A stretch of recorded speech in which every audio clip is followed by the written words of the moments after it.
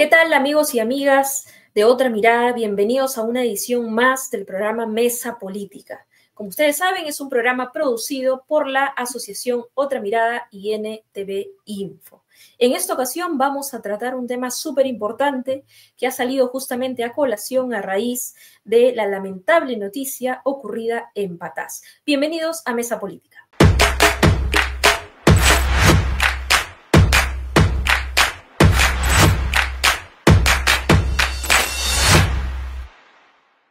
Como lo había mencionado en la introducción, lamentablemente en los últimos días nos hemos enterado por las noticias, ¿no? Que el día 4 de mayo encontraron pues sin vida el cuerpo de 13 trabajadores de una empresa contratista que brinda seguridad a la minera La Poderosa en la región La Libertad. Sin embargo, este no sería un hecho aislado ni reciente. La provincia de Patás ha sido escenario de múltiples actos violentos relacionados con la minería, y la minería también ilegal. Desde los últimos 5 años se han reportado en general al menos 39 asesinatos de trabajadores y múltiples ataques a infraestructuras mineras en la zona. Para hablar de estos temas y profundizar sobre esta problemática, tenemos hoy día como invitado especial a Dante Vera. Él es director fundador de DIC Analista, es miembro del grupo Diálogo Minero y de Desarrollo Sostenible, y además es promotor de la plataforma Andina Mape. Bienvenido, Dante, a Otra Mirada. Hola, ¿cómo estás? Gracias por la invitación. A tus órdenes. Perfecto. Estimado Dante, nosotros nos hemos conmocionado y creo que gran parte del país, por no decir casi todo el país, se ha conmocionado justamente con esta terrible noticia, pero que además hay un elemento nuevo, ¿no? En esta sensación de desprotección total, de estado fallido, que es el hecho no solamente del reporte de la pérdida de 13 vidas, sino que además se han ensañado en el sentido de grabar, ¿no? Esta, digamos, perpetuación de homicidio contra estas personas y compartirlo como quien comparte pues cualquier cosa, ¿no? En el internet. En estas circunstancias, estimado Dante, ¿cómo ha evolucionado, ¿no? En el Perú esta estructura de crimen organizado que vemos que es latente, pero que además estaría vinculado a la minería ilegal en Patás en los últimos años? ¿Y qué actores económicos y políticos a nivel local considera usted que están permitiendo, ¿no?, esta expansión? Bueno, pues mira, todo el Perú estamos atrapados por este horroroso video que los propios criminales se han dedicado a difundir, con un solo objetivo, el objetivo de crear temor, terror entre la población, y dos, desafiar a las autoridades del Estado, decirles, miren, lo que yo puedo hacer a pesar de tu estado de emergencia y todo lo que dices. Y esta situación nos lleva a pensar, como tú señalas, en los antecedentes para conocer el problema. Si tú no conoces, no comprendes lo que está ocurriendo, no diseñas buenas estrategias. Para no tener un discurso muy largo que podríamos discutir en otro momento, hay 2 o 3 asuntos que interesan para ver en los antecedentes. Uno, Patás es riquísimo en oro, y no solamente cualquier oro, sino un oro de la mejor ley que puede haber, es decir, más puro.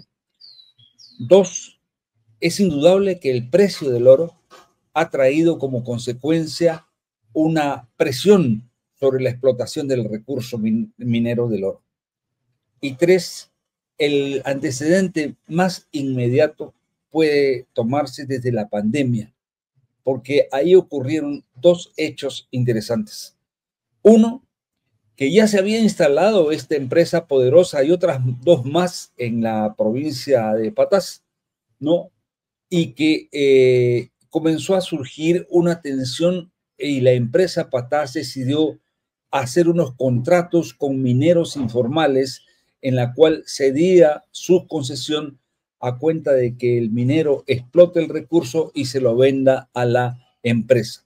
Este esquema duró un tiempo y con la pandemia algunos salieron de la zona por los asuntos de contaminación y quedaron algunos socavones vacíos, por decirlo.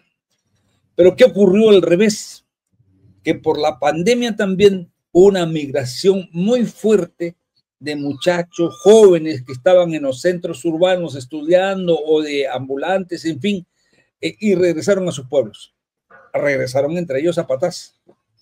Pero también ocurrió otra situación, la migración ante la cual el Estado peruano, el chileno, argentino, en fin, no hemos estado preparados para recibir la cantidad de migrantes que han venido del norte, ¿no? Es decir, de Venezuela, Colombia, hasta de Haití, en fin, ¿no? Y entonces estos vinieron a ocupar esos socavones o vinieron a abrir nuevos socavones y la presión sobre el recurso mineral se volvió grande.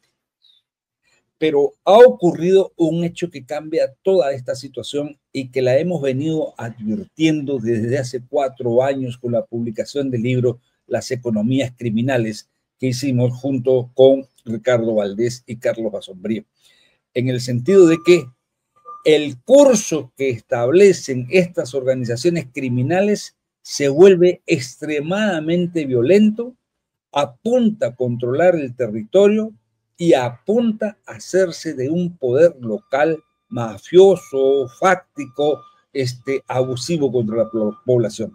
Y termino esta primera respuesta diciéndote que lo que ha ocurrido es que estas organizaciones criminales, junto con bandas de delincuentes locales, se han unido y se han infiltrado en la actividad minera. Algunos mineros ilegales, se han aliado con estas organizaciones criminales y lo que tenemos ahora es un nuevo actor feroz, muy potente en cuanto a sus posibilidades de controlar el territorio, controlar la población, y ha comenzado a presionar sobre los pequeños mineros y mineros artesanales formales o en proceso de formalización, y ha comenzado a presionar sobre la empresa, trayéndose abajo el esquema que la empresa había estructurado con estos pequeños mineros. Entonces, vemos los antecedentes, nos explicamos la presión que hay ahora sobre el recurso minero, la presión que hay ahora sobre una disputa de socavones en la zona, pero además el nuevo actor que son las organizaciones criminales. Ese es el enfoque del problema. No es solamente un problema administrativo que hay que formalizar a los ilegales, a los que están en situación de informalidad. Claro, ese es un problema. Pero el problema principal es cómo enfrentamos a estas organizaciones criminales que se están queriendo hacer de toda la actividad minera del oro, es decir, la extracción, el transporte, el procesamiento del oro y la venta, es decir, la exportación del oro. Ante eso estamos. Es decir, que las organizaciones criminales se hagan de ese recurso del oro que además en el Perú es abundante. Como abundante es la coca y como abundante es la madera. Claro que sí. Entonces, naturalmente, llevaría a preguntarle justamente para poder profundizar en esta última idea que usted acaba de mencionar. Entonces, la mayoría de la gente se preguntaría, ¿no? Entonces, ¿en qué está fallando el Estado desde las políticas públicas para frenar justamente a estas organizaciones criminales que además, como usted muy bien ha explicado, no datan desde ahora, no es un fenómeno nuevo, ¿no? Hay antecedentes en el tiempo, pero ¿qué está fallando en las políticas públicas? Porque no se trata solamente de un tema de formalidad o de informalidad o de señalar quién es el ilegal o el no legal, ¿no? Pero las debilidades de las políticas públicas son evidentes en el sentido de que se están convirtiendo en zonas de captura criminal, ¿no? Y los intentos de formalización y legalización o están fracasando, en realidad tienen un enfoque totalmente diferente desde el punto de vista estructural del Estado, ¿no? Entonces, ¿qué podría hacer justamente aquellos que de alguna otra forma, así como usted, tienen la experiencia justamente en el campo para poder al menos dilucidar algunas rutas, ¿no?, de trabajo desde la mirada del Estado? El principal problema, la verdad, es que el gobierno no comprende, no entiende a qué se está enfrentando. Me hace recordar que en los principios del fenómeno senderista, del terrorismo, etcétera, la gente, no la gente, sino las autoridades creían que estaban enfrentando cubanos o abigeos, ¿no? Y recién cuando las autoridades de aquel entonces y la población logró entender que estábamos ante una insurgencia armada, es que se pudo establecer una estrategia en la cual la clave fue la alianza del ejército con las rondas campesinas o las autodefensas campesinas y la inteligencia policial que logró capturar al líder de esta organización terrorista. Ahora está pasando lo mismo, no se sabe a qué se está enfrentando. Y peor aún, la policía, los aparatos de inteligencia, los organismos especializados del Ejecutivo no están capacitados para entender este problema, que además no es propio del Perú, es un fenómeno transnacional. Las organizaciones criminales transnacionales es un fenómeno que viene desde México, pasa por Centroamérica, sacude hoy en día Ecuador, Brasil y está llegando al Perú.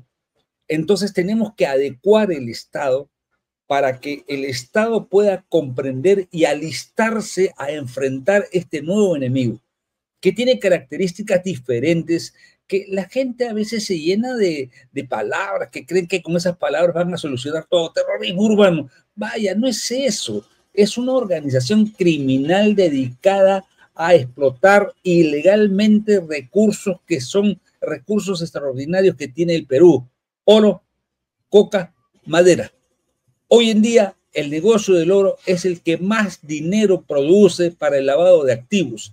Entonces la tenemos ahí a estas organizaciones criminales, que no es pues Pablo Escobar que andaba juntando hipopótamos por ahí, no, son profesionales que se mueven en las offshore, manejan finanzas internacionales, manejan inteligencia artificial, estudian nuestro país, hacen estudios como hacen los sociólogos, los antropólogos, en fin, de cuáles son nuestras debilidades, y han descubierto que la principal debilidad que tiene nuestro país, aparte de esta potencia que tiene de recursos, es la corrupción.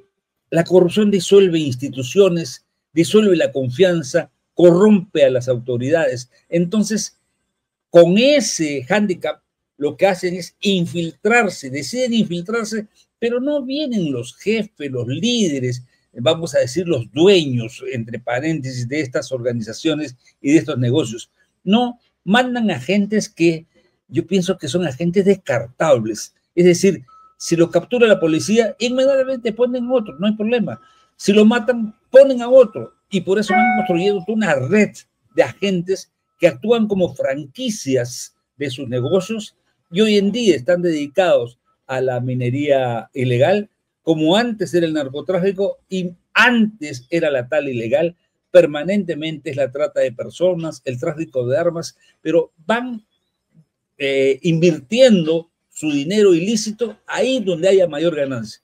Entonces lo que tenemos es ese problema, es otro tipo de organización criminal, y yo creo que nuestras autoridades y nosotros mismos, no es que aquí hay sabios que saben de todo, no, nosotros mismos no estamos preparados para enfrentar esta situación. Y en segundo lugar, hay un enfoque terrible que cuando hemos estado en el Estado, hemos luchado contra esta tendencia que hay en la burocracia estatal. Creen que todo se soluciona con policías o militares, o con pena de muerte, o con represión. No, mire usted, cuando se militariza un conflicto, siempre se termina mal. Siempre se termina mal. Entonces, es evidente que necesitamos medidas de seguridad, de orden interno, a cargo de la policía, y en este caso que se ha sobrepasado algunas situaciones, está bien, el ejército, ya. Pero si eso no lo acompañamos con una visión integral en la que un componente de la recuperación de esos territorios que están en manos de estas organizaciones criminales, con un plan de desarrollo territorial del distrito, y no solamente del distrito, sino del corredor minero de la Sierra de la Libertad, no vamos a resolver el problema. Van a haber más muertos. Sí, van a haber más muertos y no se va a solucionar el problema. Porque mire usted llega a Patas y en el casco urbano usted ve edificios, barra, hoteles, increíble. pero sale del casco urbano, porque ahí están, pues, la poderosa, está los mineros informales que han hecho plata, mucha plata, ¿no? Se va al campo y es desastrosa la situación. No hay ningún tipo de servicio básico, agua, electricidad, salud, educación. Las carreteras son terribles, ¿no? Entonces, ¿qué sucede? ¿Cómo podemos ganar a esa población hacia el lado de la democracia, del Estado, contra las economías criminales, si es que tienen esas condiciones de vida? Y más aún creen, como el barómetro latinoamericano lo dijo el año pasado, el 18% de la población de determinadas regiones consideran que el narcotráfico contribuye al desarrollo regional, y mucho más la minería, y mucho más el contrabando. Entonces, si tenemos esa población que piensa así, ¿cómo lo vamos a ganar? ¿Metiéndole bala? ¿Declarándole el toque de queda para encerrar a la población? Hay que hacer una visión más integral, y eso lamentablemente en el Estado no existe. No existe por incapacidad, no existe por falta de voluntad o no existe por complicidad. Entonces lo que tenemos es un gobierno que apunta hoy día que toda la actividad minera se para. Después sale y dice, no, la formal no se va a parar, o sea, poderosa va a seguir. Y vuelven a decir, no, toda la actividad minera se va a parar. Entonces, ¿qué hacemos, señor? Es que pura incertidumbre, no saben dónde apuntar, solamente mandar más soldados y policías. ¿Y dónde van a comer? Eh? ¿Dónde se van a alojar? Si no hay instalaciones, ¿qué van a hacer? Claro que sí. Usted ha mencionado cosas muy importantes y voy justamente a tocar uno de los aspectos. Hay una reconfiguración en el territorio, ¿no? Justamente esta reconfiguración de la relación entre las comunidades locales, las empresas mineras formales, estos actores que además están vinculados a la ilegalidad, al crimen organizado, ¿no? Y aquí hay responsabilidades compartidas, se podría pensar, justamente para explicarle a todos nuestros oyentes que nos ven a través de Mesa Política, ¿no? Habría responsabilidades compartidas en esta reconfiguración territorial, ¿no? Porque evidentemente se habla de que hay ciertos chorreos, ¿no? Pero tendríamos que ver aquí que ni siquiera hay goteos en la localidad porque hay servicios esenciales ausentes, la presencia de altos niveles de pobreza, de analfabetismo, de anemia, ¿no? Que condenan obviamente a generaciones pues enteras. ¿Cómo se está reconfigurando localmente esta relación entre estos actores? Qué interesante lo que dices, la verdad, qué interesante lo que dices. Venimos estudiando este tema y lo que creo que estamos en la obligación, los que pretendemos tener alguna voz al respecto, argumentada, en el sentido de que no basta aquí llenarnos de adjetivos, ¿no? Hay que buscar sustantivos, hay que buscar razones, argumentos. ¿A qué me refiero? A que hay que ir a investigar casos en las localidades, a ver qué pasa. Porque la hipótesis de trabajo que tenemos con el equipo con el que permanentemente nos vinculamos, nos reunimos, es que algo está pasando abajo, en los poderes locales, en las localidades. Algo está pasando que no logramos comprender qué es lo que está pasando y que tiene expresiones en que un país que tiene el 75% de informalidad en el empleo puede permanecer igual todos los años con ese indicador, o algo va a transformar en las relaciones de trabajo, en las relaciones sociales, en las relaciones de poder. Algo va a cambiar. Una sociedad que tiene la posibilidad de trabajar un día sí, otro día no, que no sabe si va a comer mañana o no, porque depende del trabajo que consiga. Una sociedad en la que tienen que, con los niveles de educación que tienen, buscarse cualquier trabajo, como el de los pobres señores que han sido asesinados en Patás, que fueron contratados no para extraer mineral, ojo, sino que fueron contratados para ir a enfrentarse a otro grupo armado. ¿Con qué contrato? ¿Con qué seguridad? ¿Con cuánto de salario? ¿Con cuánto de seguridad laboral? Nada, simplemente los cogen, los llevan allá, los enfrentan al otro grupo armado y mire cómo resulta. Y ahora, ¿quién responde? No, yo no sé quién lo contrató. No, la gran empresa, no, la empresa de seguridad, no. ¿Quién responde? Se van a quedar muertos y de manera impune. Eso obviamente está cambiando las relaciones sociales, está cambiando las relaciones de poder, está cambiando la visión de trabajo y los valores que se tienen. Y por eso la gente normaliza la corrupción, por eso la gente normaliza que la gente se dedica al contrabando. Oiga, usted, si el narcotráfico me da dinero, yo voy al narcotráfico y está bien, pues es una economía social del delito, le llamo, ¿no? Listo, ya tenemos un ingreso. La minería ilegal, claro, pero oye, pero no solamente es que te vayas al socavón a sacar el oro en las peores condiciones, no se imagina usted cómo trabajan en los socavones de la minería informal y sobre todo de la minería ilegal. Es espantosa las condiciones de vida que tienen estos mineros, estos trabajadores. No, sino que vaya usted a enfrentarse al otro. Y bueno, pues si me dan una chambita, si me dan un trabajo, ya pues la hago, ¿no? La hago, listo, la hago. Y mire usted, se están cambiando las relaciones, los valores, el sentido de la seguridad. ¿No? Una cosa es el sentido de seguridad que tenemos los urbanos, que tenemos todo alrededor nuestro y que nos espantan estas cosas, y otro es el sentido de seguridad de aquel protagonista de estos riesgos y de estos peligros de relaciones laborales peligrosas, precarias, de explotación humana. Esto está cambiando valores en la gente, está cambiando las relaciones de la gente, están abriéndose posibilidades para que organizaciones criminales, ojo, convivan con la informalidad, con la formalidad, es decir, con la legalidad y también con la ilegalidad. Es decir, a estas superposiciones de legalidad, informalidad, ilegalidad, ahora están conviviendo con la criminalidad, conviviendo. Y eso va a traer repercusiones enormes en la estructura del poder, empezando desde abajo. Y ese es un movimiento que no solamente ocurre en Patase, ocurre en el país. Estamos particularmente preocupados de lo que ocurre en el Cenepa, en Condorcanqui, con los pueblos indígenas.